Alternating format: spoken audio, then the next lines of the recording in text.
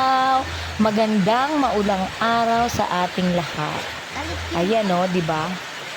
Ilang araw na actually yan eh. Kaya nakaisip ako ng kakainin natin ngayon. Tadaan! Yan ang saging na saba. So, nung bumibili ako ng ulam, naisip ko na rin tong idamay. Kasi maganda tong merienda dahil healthy at walang oil, 'di ba? So laga lang talaga.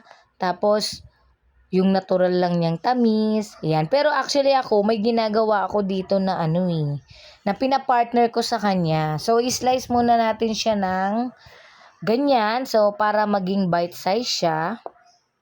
Yung dalawang saging na sabang yan. So yan yung kakainin ko ng umaga.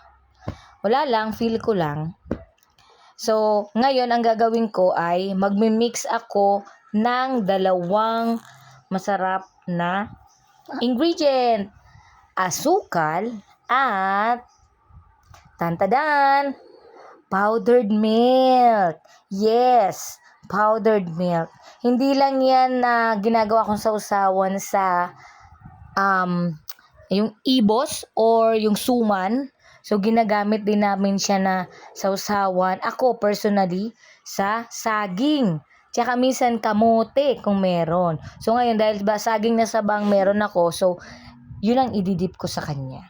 Ayan, nirolyo ko na siya at eto na. Yum, yum, yum. Wow. Happy. Thank you for watching, guys. Bye!